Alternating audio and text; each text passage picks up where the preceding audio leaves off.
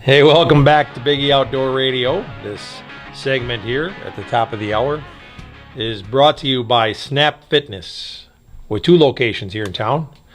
They got one over at Weston and one in Wausau across from Fleet Farm. That's their new location. It's all remodeled. They're offering the summer for $99 or the summer for free program. I don't know exactly how that works, but you'll have to ask them. They got training classes, lots of new machines and equipment, free weights, all the supplements you need. It's a pretty nice, friendly, clean place, isn't it, Brandon? We've been over there checking it out. Oh, yeah. Yep. They're open 24/7 to members. So you can get on out there and get in shape, make yourself feel a ton better about putting that Speedo on this summer. I know you're looking forward to that. Oh, yeah, absolutely. So with that, let's get rolling. There you go. So, Brandon, we've been talking here this morning about a lot of different things and a lot of whitetail deer talk this morning. So let's keep that up. Let's talk about the quotas in Wisconsin. We touched on that a little bit. They lowered the quota for whitetail does for antlerless. Yeah, only like 15,000 or something like that. Over the whole state. Yeah, and There's. Go ahead. well, I mean, that to me, that ain't enough. I mean, if they really want to do something to help the herd, they're going to have to do a more drastic drop than that, in my opinion. Do you think they really want to help the herd? You know, I don't know. I don't know that they do. I think, you know, the insurance companies probably have more say in what goes on with our deer numbers than anything. So. I mean, when I was a kid, I remember deer being, you know, you'd go out and you could shine some of these fields and you'd see 30, 40 deer in a field, you know, and you could make drives in the woods and you'd see deer. I remember sitting in the stand on opening morning and seeing, you know, groups of deer come by in the marshes, and there'd be 7, 8, 9 does, and then a buck would come by, and, you know, you'd see deer. You just don't see that anymore. There's just no deer. No, it's completely different. Even for me, you know, I've only legally been able to hunt for the last 14 years, and it's changed a lot since I was a kid. A lot. Yeah, it's you know, when I was younger, I don't know if you probably don't remember any of this, but we used to have I don't remember anything from when you were younger. You didn't hand me a big stick from over there, Ben. Yeah, that'll do, that antler. I'll whack him in the head with that. When I was younger, what I was saying is you probably don't remember the days of the party tag. We used to have a party deer, and you could apply for it, and what would happen is that one person, you'd get one party deer tag issued to 4 hunters. Yeah. And then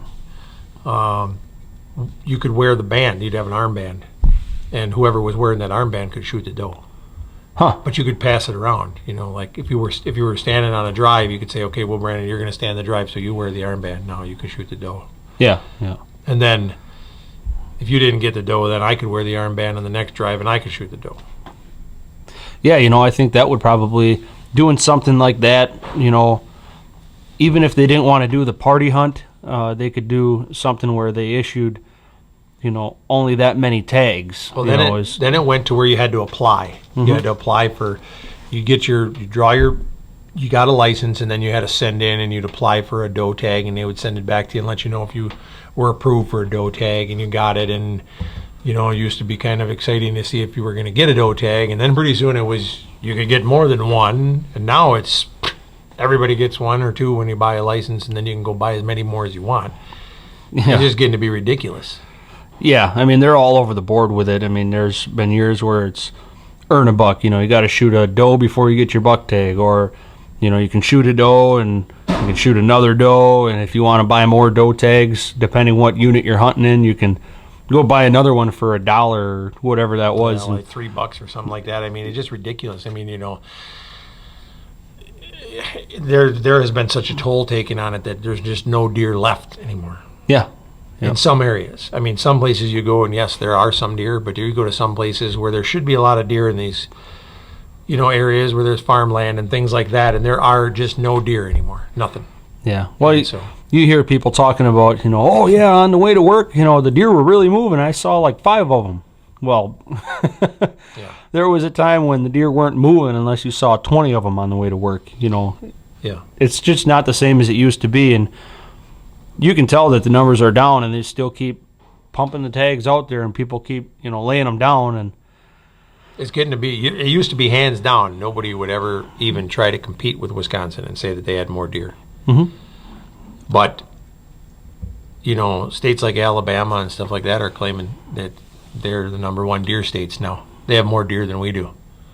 I believe it. And they probably do. Mm-hmm. They probably do. All these crazy regulations and stuff, or lack of regulation, I should say, they're definitely taking a toll on the population of our deer herd. And unless they do something drastic like what, Michigan is doing or thinking about doing, whatever it is, unless they do something drastic like that, they're not really going to do much to help it. I mean, to drop it 15,000, that ain't, to drop the number of tags 15,000, that's not a whole heck of a lot. They're going to have to do a lot more than that to really help it, if they really want to help it. Nobody knows what their goal is. Mm-hmm. What really gets me is that there are some farmers out there that do get deer damage. Mm-hmm. Okay, and they do have legitimate claims, but you also get some farmers that are out there that in one hand they cry about the damage, and then on the other hand they're crying that there's no deer, that there's too many tags being issued. They have to pick a side. And then they're the same ones that they get all the tags, and then they do everything they can to get their family to sign off on these things, and that these sheets, these sign-in sheets and whatever, lock it up so nobody can get in there and hunt. It's pure greed. And they're complaining about the deer damage to get the tags issued to them, and their greed is what's driving the state to issue the amount of tags they do. Yeah, yeah. It's all about, they want the check. They don't want people to hunt. They want to get all the tags. They just want to, they want. And down in the central part of the state of Wisconsin, I know a lot of the farmers that fit that exact description that I'm talking about right there. Oh, yeah. Yep. And I know who you're talking about. Yeah. They're very greedy. And, you're right. They got to pick a side. Yeah. And then there's also some that they think that they're doing right by not allowing people to track onto their land if they shoot a deer, and they try to lure all the animals onto their land, and they have too many. Yeah. Yeah. A lot of these hunters, like what we're talking about down in the central part of the state, they're the same ones that, I remember way back when they used to holler at people because, bucks that they were seeing on their property and on their farms, they don't just stay in one location. They'll wander onto your property sometimes too, and somebody shoots that buck that they'd been seeing, and they get all angry and bent out of shape, and they say that, oh, well, you shot my buck, you shot my deer. Well, that animal has the will and the right to go wherever the heck it wants to. And, and that there is just an example of their greed showing through. That's right. Yeah, they're very greedy, and that's the thing is I think our own greed has driven us to the point of not having any deer. You go down, because down in Alabama and Florida and the Carolinas, they actually can shoot a deer every day. Yeah. And they have more deer than we do. Mm-hmm. They have longer seasons than we do. And they still have more deer than we do. The people are much more relaxed. They're not driven to a 9-day season where they all go out there in a frenzy and that's exactly shoot everything. Exactly what it is. I mean, it's to the point now where, especially during the 9-day rifle season, I'm afraid to hunt on public land because there's people setting up everywhere. They don't know where they're shooting or who's behind, one hedge of trees. Yeah. They don't really know what they're shooting at or who's sitting in what direction, and it's dangerous. And I guess, another thing too is, you don't want to, necessarily call out some of these farmers on greed and stuff like that, because they're not all that way. but you definitely can say that maybe the government is afraid of the toll on the local economies. You know, if they were to knock that down, you know, bring the quota down and not give out as many tags, Yep. they might be afraid of the toll it would take on the local economies. You know, some of these small towns in quote unquote big deer hunting areas, Mm-hmm. you know, They- they fill up during deer season. Yep. You know, and I think that comes back to that discussion that we had on the crossbow issue. You know, I mean, the rifle season is getting to be so unsafe and so unregulated that the bow and the crossbow hunting is getting to be your safest bet. Yeah. Go out and do some hunting where, you know, people aren't shooting 100 and 200 yards and they're shooting, you know, closer, and it's quieter and it's a little bit more safe and the animals aren't running as fast. Yeah. And I think that might be some of the drive to it, because crossbow sales are just through the roof right now. Yeah. Well, you know, and I know a lot of people are going to disagree with what I'm going to say here, you know, because, you know, some people are accustomed to hunting the way that they've been hunting their entire lives, but you might even see some positive outcome of taking 1 year and making it shotgun only throughout the whole state and not just in certain areas. They're actually getting rid of a lot of them shotgun areas. They're making them all rifle. Yeah. You know, and you know, then again, on the other hand, you can say that people might be taking unethical shots, you know, shooting too far out of range for what they're hunting with, or, you know, or whatever. But people generally, you know, hunters are supposed to know. What if they actually went and made the whole area bow only Oh, for yeah. an entire year? What do you think that would do to Wisconsin? We'll actually get back into that a little bit right after this break. All right. Think on that for a little bit. And we're back. Welcome back to Biggie Outdoor Radio. We were just talking about the possibilities, or not really the possibility, but the scenario. Yeah. Yeah. What if they actually closed Wisconsin to rifle hunting for 1 year? Yeah. And I'm not saying that I'm for or against this. I'm just saying, what if? What do you think? There's a lot of what ifs. I mean, there's tons of different scenarios that us as hunters can come up with, you know, and we don't really know what the government's motivation is for doing what they do. First of all, that would make a lot of hunters screaming mad. Oh, yeah, absolutely, yeah. But it would definitely make an impact on our buck situation. We'd have some bigger bucks running around. I think it would make an impact on a lot of our herd population altogether. And I can definitely see where it would tick off a lot of people, because our 9-day rifle season is... It's tradition. It's tradition, holiday. Yeah, exactly. I mean, I think we're not crazy to call it a holiday, you know. I think we got to be one of the only states in the country that can almost call deer season a holiday. Yeah. We almost should shut down our schools for it. I mean, people pull their kids out of school all the time for that season. Bigger than Christmas. Yeah. You know, I mean, we'll forget our wife's anniversary and our I mean, why am I saying our wife's anniversary? I mean, that's just the way we look at it. It's not my anniversary, it's my wife's anniversary. It's we'll forget our anniversary, our wife's birthdays, Christmas, all those special Valentine's Day, but boy, we will not forget deer season, I can tell you that. Yeah. That's something that, I mean, there's a lot of people that can tell you, you know, what day deer season opens up 5 years down the line from now. Yeah, no kidding. No. But yeah, that's definitely a holiday that people will remember. So I think that you could really ruffle a lot of feathers if they even talked about it. That could either get a governor elected or not elected right there. Probably. Yeah. Yeah, that might be a sticking point right there. So yeah.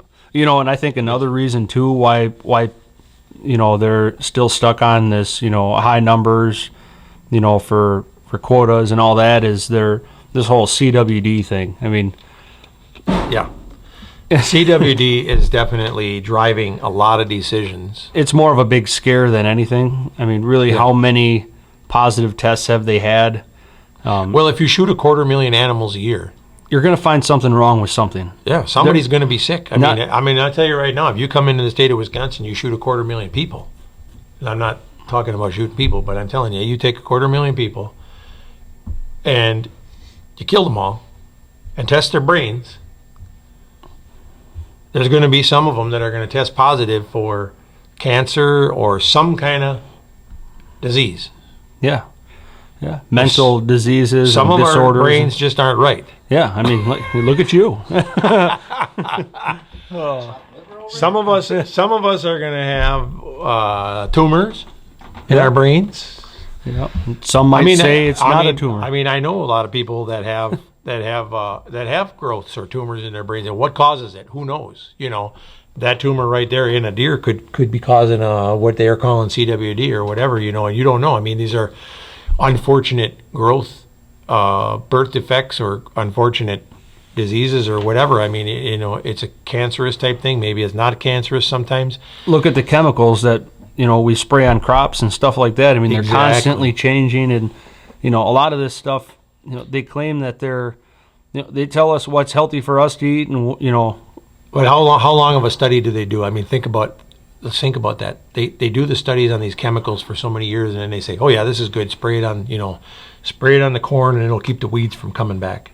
Mm-hmm. Okay, you spray it on the corn. Now all of a sudden we're taking that corn and we're putting it in our, cooking our food with flour and stuff that comes from it and whatever. And now, you know, 10 years, 15 years, I'm 40. How old am I? 40? Let's just say 40. You'll be 49 this year. Yeah, thanks for calling me out on that. Yeah. But anyway, you know, I'm 49, so you figure, you know, let's say these chemicals, I've been eating them for, let's say, maybe 20 years that I've been eating a certain chemical. Yeah. In my flour or in my bread or in the hamburger I'm eating from McDonald's or wherever, you know. What kind of effect is that having on you? Look at all the people that are, gluten. Yeah. The gluten problem. Yeah. You know, I mean, in the beginning, I wasn't buying into that. But I'm starting to see more and more people that this gluten thing is actually legitimate. And I'm thinking, you know, I suppose I can see where the gluten issue comes from what they've been eating and the chemicals that have been building up in these crops over the years. And that same thing could be coming into these animals. Mm-hmm. You know. That reminds me of something, you know.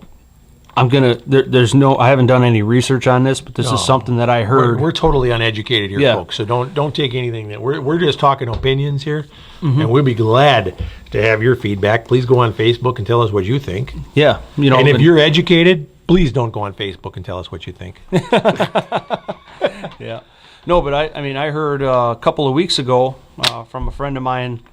He's working down in Iowa. Mm-hmm. I don't know how much. I know what friend you're talking about. He don't know anything. Well, I don't know how much truth there is to this or not, but he mentioned something about, you know, a bunch of an issue with the chickens or whatever, and the feed that's going into them. They're talking about how, I think it was asbestos or something like that in the feed, and, you know, the FDA was saying that it doesn't get to the meat. Yeah. And it doesn't affect us. Well, now apparently he said that they came back and they said, yeah, it does get to the meat, and that could be a cause of a lot of the cancers that have been coming out the last few years. If they're eating it, for gosh sake, it's getting to the meat. Well, you know, that's just it. You know, and I don't know if it was necessarily asbestos. I think that's what he said. Okay, and I don't even know if that's anything necessarily that's true. Knowing the friend that you're talking about, and you said something about the chickens. Okay. The first thing that came to my mind was that movie with Billy the Kid, you know? Did you see the size of that chicken? Oh, man, I wish people could see your face when you say that. I mean, yeah. So, I can just picture that. Mm-hmm. Yeah, I bet he was having a problem with the chickens. Yeah. I noticed you talk with your hands a lot. I mean, they can't see me. No, exactly. They can't see me. Yeah. What is that? I mean, you're just used to talking with your hands. You don't want me to tell people what you're doing with your hands. Hey. Been a long day and it's hot. Yeah. Yeah. So anyway, you know, and that could be the CWD thing too. Think about that. It could be what these animals have been eating and the chemicals that they've been around, and it could be the air that they're breathing. It could be all the exhaust. It could be, who knows? Mm-hmm. You know. Well, don't bring that up, because next thing we'll have emissions, stuff like California and all that craziness. Well, yeah. Speaking of California, I don't really care to talk much about California. There was something on Facebook where China wants to have a deed to some of our land because to secure this debt that we owe them. Give them California. Hey, that's the first thing I thought of. Is like, give them California. Yeah. They can have California. We can break it off and float it over there. That'd be nice. Washington, D.C., they can have that too. Oh, man. Yeah, we just caused a stir up. I'm pretty sure of that. And people are going to like that. It was probably a hocus pocus thing anyway. It was probably bogus. Yeah. What do you have against California? Well, we're from Wisconsin. We're from Wisconsin. Give them California. They can have California and all them liberal actors out there. Yeah. That would put an end to all this happy cows come from California and all. You know what? We're from Wisconsin. Yeah, there's no such thing. No happy cow comes from California. Yeah, that's right. Well, let me tell you. It depends what they're growing in the field. Some kind of happy cows could come from California. I can't believe you just said that like that. It could be. It could be. You never know. Mm-hmm. It depends on what your definition of happy is. And we'll leave it at that. So anyway. I'm really questioning your manhood right now. Yeah. I'd ask for your man card, but I'm pretty sure it's in Cheryl's purse. You know. Don't look at me like that. Did you take your medication today? No. I'm nervous. Stop. Yeah. They're saying that, they try to blame that CWD on high fence operations too. They try to say, oh, it comes from there, that those high fence deer originated in the wild. Yeah, they had to come from somewhere. Yeah. They had to come from somewhere. In fact, almost all of your high fence deer in the state of Wisconsin originally started out. They were wild Wisconsin deer that the state of Wisconsin gave these guys. Yeah. So if they want to trace it back all the way, they came from the state of Wisconsin. Mm-hmm. Well, look at the even elk reintroduction programs. To reintroduce them like that, they had to come from somewhere. They had to come from somewhere, and they had to start these elk out in a safer environment for their herds. Yep. And once they got up to a point where they were able to be released, they had to be taken out of a preserve from somewhere. Yeah. Well, I'm going to tell you another thing too is, we've had hands-on experience with raising elk and stuff. They keep wondering why they're having problems getting that herd to grow in northern Wisconsin. Number one, keep your hands off of them. Yeah.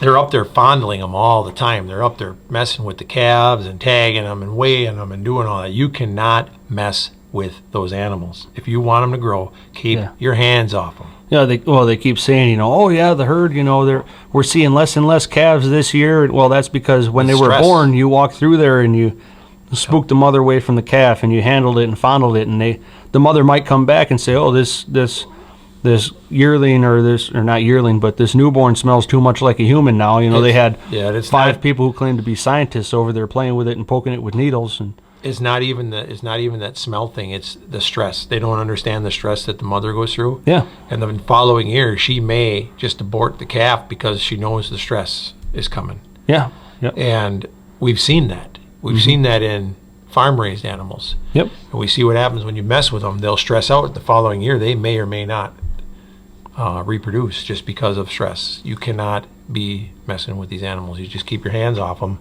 leave them alone, and they'll reproduce a whole lot better. But they just can't keep their hands off them, Yeah.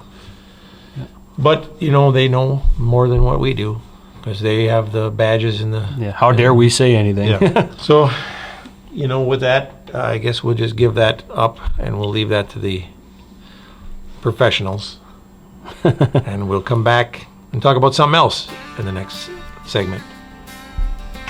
Be right back. Well, welcome back to Big E Outdoor Radio with Brandon and Big E right here in the studio. Brandon, you didn't jack around for us this time. Yeah, I know. What's up with that? Our signature sound. Well, here. Oh, there we go. Better late than never. Better late than never. But we're actually talking about fishing this time, not hunting anyway. So. Well, that's okay. That's all right. We actually get more fish that way, don't we? I'm not going to respond to that. No, don't. Yeah, no. That could be incriminating. Anyway, did you know, Brandon, when you think of fishing season, you think of trout season, and you think of muskie season. Yeah. Sturgeon. Did you know there's a catfish season? There is. There's a season on catfish? There sure is. Huh. I didn't know that either. I thought you could catch catfish all year round. Yeah, me too. I did. There was a catfish season, and evidently, according to Wisconsin Outdoor News, people get all cranked up over catfish season. They get all pumped up and can't sleep the night before and all wild and crazy. Yeah. Ben over here waving his arms because he's a fisherman and he gets all jittery. But if he'd have went with me on this last trip that I went on to Georgia when I was hog hunting, look at him now, he's acting like that. We had fishing. We had catfish and we had bass, and they were catching some big bass down there. Did you catch anything other than stumps and logs? I wasn't really into fishing. You know me, I don't really care. I throw the bait out a couple of times and I'm like, yeah, that was cool.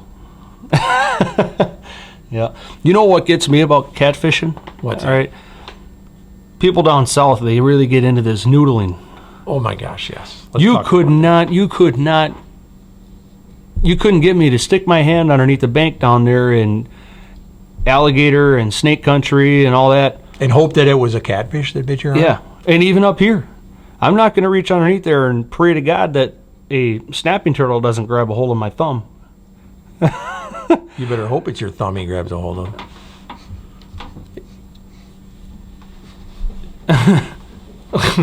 Well, I'm only sticking my arm underneath the bank, so.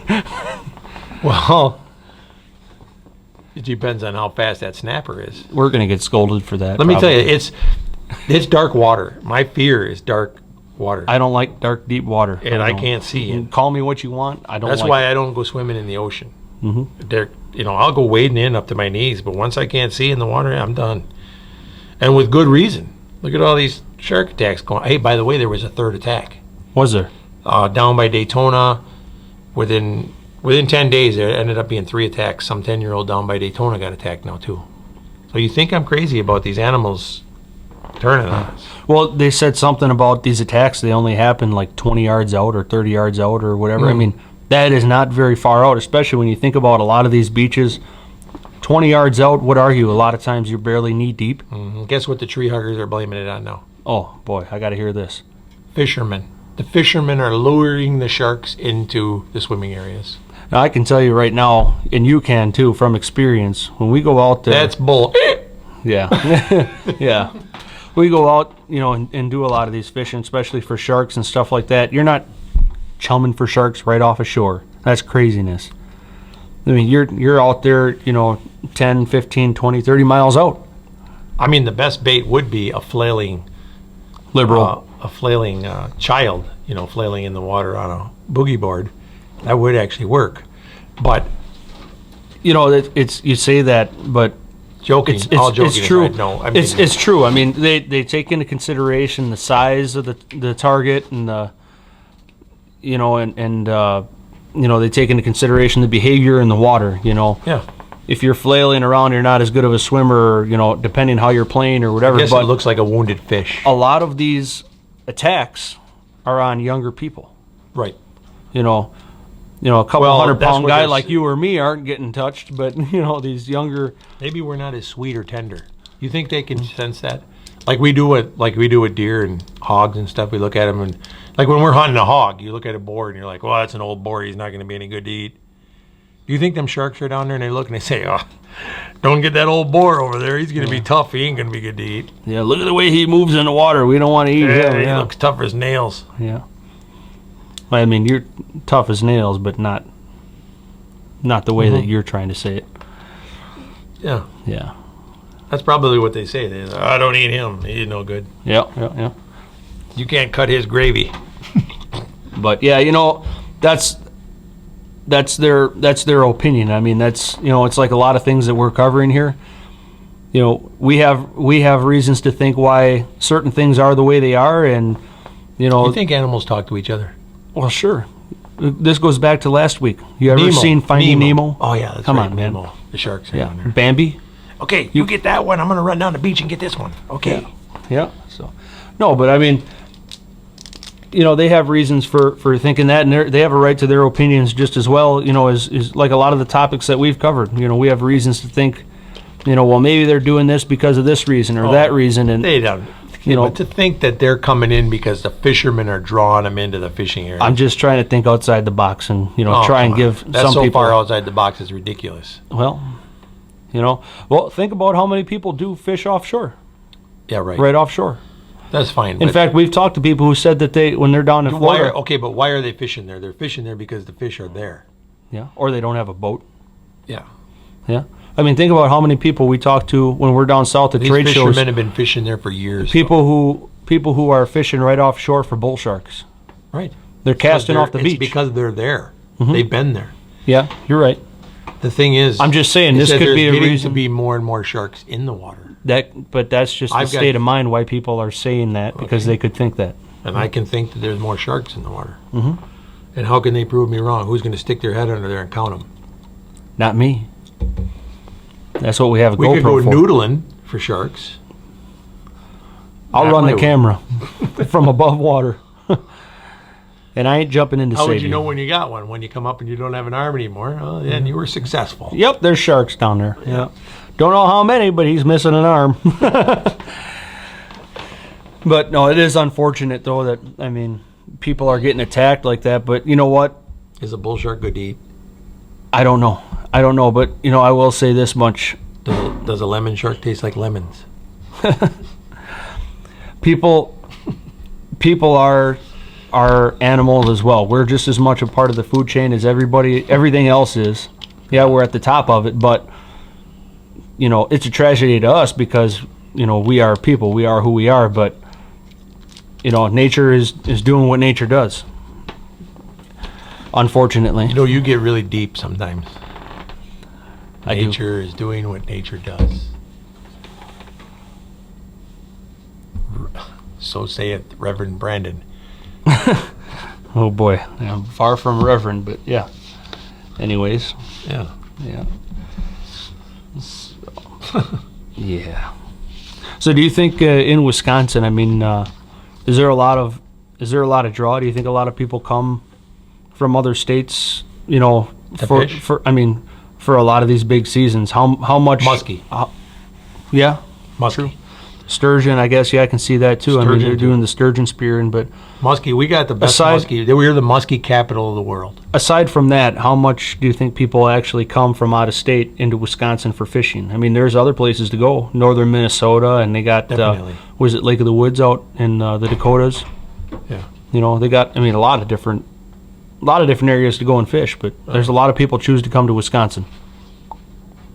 Yeah. We're muskie capital of the world. Yeah.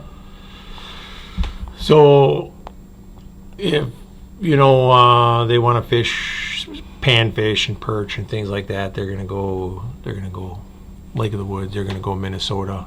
They're gonna go bass fishing in other places. I think. If I'm going to go bass fishing somewhere, the number Florida. one destination I can think of, I'm going to go to Florida. Right. You know. Yep. Florida. You know, I'd actually like to go after peacock bass. Peacock bass. Yeah, Yeah, but those yeah. aren't. Where are Is they? that Brazil? I think I think South Yeah. America, something like that. That'd be Brazil, fun to go after. Places like that. Them are pretty. I don't know if they might have peacock bass also in Africa. Actually. I'm not sure. I don't follow fishing enough to actually know where everything is. I just know that I've seen peacock bass fishing, and I thought that looked like something I would enjoy. It's a pretty fish. Tarpon. Tarpon, you know what? I would love to go after that. See, if I'm going to fish, I want to fish something that's a little bit more big game, Yeah, that's fitting. you know, and the tarpon fishing type thing. And I wonder if you can bow fish tarpon. Can you? Oh my goodness! Can you imagine the fight? Yeah, because they're pretty fierce fighters. Yeah. You know, and I want to do some. I'm gonna have to check into that because we've got Kevin Bratz with Get Bit Outdoors down in Florida, who we do gator hunting with and things like that. He does some tarpon fishing. He does tarpon fishing, and there's also some places you can go down in Panama area, you know, down in Mexico. You can go tarpon fishing down there, and I think that'd be kind of fun. I wonder what you can all legally bow fish. I mean, we can bow fish mako sharks. We've already proven that. We know you can do that. That's fun. Yeah. I don't know, all this talk about fishing, and maybe we can go doing some fishing this afternoon. No, Why not? it's a race. To be honest with you can go fishing. There's nothing big enough around here for me to fish, but I've never caught a muskie. Have you caught a muskie? Yes. You have. Yep. I was on a canoe trip up north in Canada. I've never caught a muskie. Unfortunately, I'd like to try that. We do have. Unfortunately, you'd like to try that? Unfortunately, I've never caught one. Oh, yeah. We do have a guy that'll take us. Rich Oh, yeah. Reinert, our muskie guy. He puts on the muskie show in the convention center here, Yep. and maybe we can get him to take us muskie fishing. He says he's the king. He can get us on him. Well, let's call him up. I have to see. Maybe we can Yeah. get him to call in here one day, and he can give us some tips. Yeah. More probably tips like just stick to what you're doing and Yeah, why don't you know. guys keep hunting and don't fish muskie? Yeah, that'd be a good fish. Yeah. That'd be a good tip. All right. Well, we'll bring it back after a few minutes. Take a word from our sponsors, and we'll be right back. Hey, welcome back to Biggie Outdoors with Biggie and Brandon here. You know, maybe one of these days what we'll do is we'll actually launch a clay pigeon in here, oh yeah. and we'll have you shoot it. Yeah. You blew a hole in the roof. What were you thinking? I don't know, but we'll wait till we get down to the studio and do that. And maybe Steve Resnick will have something to say about us. Yeah, probably. Yeah. You think he Think he'd let us take that shotgun in there for that? I don't know. He might have something to say about that. You know, I guess let's wrap this up and let's talk a little bit about this gun control issues. You know, right now in the news, everybody's kind of hot on all these shootings. Yeah. And you know, the thing is, there's not that many. But the thing is that every time there is a shooting, It's a big deal. People make it a big They deal. blow it up and they make this big, huge ordeal. And then the president comes on and says that no other country has these things. He's full of beans. He's Yeah. full of a lot more than that, but I can't say anything more than beans on the radio. But look at all these other countries that have these big shootings and bombings and everything else that goes on. Oh my! And you know, he just doesn't. He's so ignorant. He doesn't get it through his head. But Not to say that these shootings and these tragic events aren't a big deal. I mean, they are a big deal. They're very tragic, and they're sad. Yep. But the thing is that, you know, he tries to use it to his agenda for gun control and things like that, and they really go crazy and try to play the racial card when it's a white kid. But then right after that, over in, I think it was Mississippi or Missouri, they had a black man shot some white people in a church and didn't even make the news. Yeah. You know what I thought was really cool, though, after that shooting down there in South Carolina? They had, the members of this church and everybody, instead of getting together and rioting and tearing up the streets and destroying stuff, Yeah, they showed class. they prayed for them. Yep. Yeah, I got to give the people of Charleston credit for showing class. Yeah, absolutely. Yeah. And I mean, because compared to Baltimore, definitely. they had another opportunity there to riot in the streets and burn stuff up and cause this big And ruin a ruckus. historic and beautiful town. Yeah, and instead they didn't. Yeah, I gotta Yeah. say, yeah, that was nice because, you know, the thing is that kid did not represent all white people. Just like one black person doesn't represent all black people, and one Spanish person doesn't represent all Mexicans. Well, the problem is a lot of people, they claim, they throw color into the matter and all that, and I mean, There's I don't see color. I see people. crazy doesn't You know know, any color. I see people with a lot of crazy personalities, and Yep. I mean, Yep. it doesn't really come down to race or religion or anything like that. It just comes into That's one of the reasons mindset. that I'm glad that we live up here where we do. You know, up here in the northern part of Wisconsin, you know, we don't seem to have that kind of tension. no. I was at Walmart the one day, and I noticed it was right after all this stuff started happening in Baltimore, and I was thinking about it, and I noticed it was raining, and there's a guy was pushing all the carts in, and I got out to give him a hand. And we were halfway to Walmart into the building before I realized that the guy I was helping was a black guy. And when I got done, he goes, "Hey, thanks, man. You know, I appreciate that, helping me get him in before I got wet from the rain and everything." And I go, "Hey, no problem." And I went out and jumped in the truck and I left. And and this is when all the Baltimore riots were going on. Unfortunately, a lot of people would see that and they would say, forget it. I ain't helping him. Yeah. It's unfortunate. And in the wrong cities of this country. Oh, especially in the wrong cities, yeah. Yeah. And if the tension is there up here, we hide it well. We do.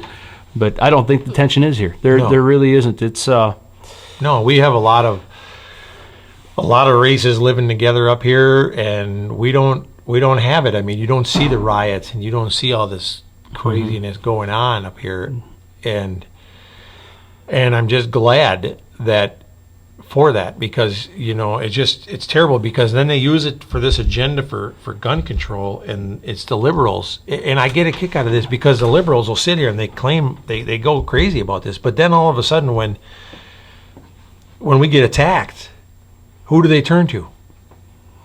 Yeah, exactly. Yeah. Who do they expect to help them? Because none of these liberals are joining the military. They're not out there protecting the country. They're the same people who complain about something happening and all that. They complain about us trying to do something about it. Like 9/11. I mean, they look at that and they say, "Oh well, why didn't we do anything about it? We could have prevented this." And well, then we go to war with this country, and these radical groups. Yep. We go to war with these people. Well, then the same people who were complaining that we didn't do something about it, they're complaining that, we don't need war, we don't need violence and all that. Well, on another hand, I'm going to say our military is not a draft. The people who are doing that and they're joining the military and they're volunteering to go overseas and protect this country. They're not forced to go over there. They're not. They're people that they believe in it. That's what they want to do. They're diehards for America. Yeah, that's right. I mean, and people talk like they're being forced to go over there. They're not. They join the military knowing that, when their country needs them to go to battle or whatever, I mean, that's going to happen. That's why they're trained. That's why they're the ones that are called upon. That's why we don't have a draft, because we have people who are willing to make that their life. Yeah, we don't have to force them. That's for sure. So, when, they're calling for gun control, and I guess here, I kind of walk a little bit on both sides of that issue, because, again, I always say we don't need any more laws and we don't need all this, but at the same time, I get delayed for some reason. Somebody has a social security number close to me or whatever, so when I go to buy a gun, I always have a delay. Yeah. Always. Why shouldn't there be a 3-day waiting period on anybody going to buy a gun? I don't have a problem with that. Yeah. I've never gone in and needed my shotgun right now. I've never gone out there and said, I need my shotgun. There's a deer running across the field. I got to have it right now. Yeah. So I don't have a problem with them taking the time to do that paperwork check, because it might keep the guns out of the hand of some guy that has been beating the heck out of his wife, or that is a felon, or that has just gotten out of prison, or that's planning on going and robbing a bank or killing somebody or doing whatever, and has a record. Now, it's not going to catch everybody, but I don't have a problem with that. Yeah. Or the 48-hour wait on a handgun, which they're thinking about lifting now. I don't know if that's just in the state of Wisconsin or where, but I don't have a problem with those checks. And I know that there's a lot of people that do. And the other thing is that, okay, I look at it and I'm saying, okay, the NRA is a great organization and they do a lot for us. Mm-hmm. Yeah. But the minute you join the NRA, you automatically become on their list, and they call you relentlessly to get more money, and they play these messages for you, and it's all radical stuff. So they're just as radical, but on the other side of things. Yep. And so you got these two radical groups going at it. And we're hunters, and we're kind of in the middle. Okay, so now take a group of hunters. That's all of us hunters. Go to one of these gun shows sometime. And you're going to see a bunch of people at these gun shows that look like pretty decent folks. And then you're going to see some folks walking around there that look like this kid that down in Charleston. I mean, and even he didn't look that bad, but and they look like these. They got the trench coats on, and they look like the Columbine shooters. And these kids are walking around there. Mm-hmm. And all they're looking at is these assault shotguns and these assault rifles, and these kids don't look like hunters. No. And they don't look like the kind of kids that you'd even want to have them walking around with a gun.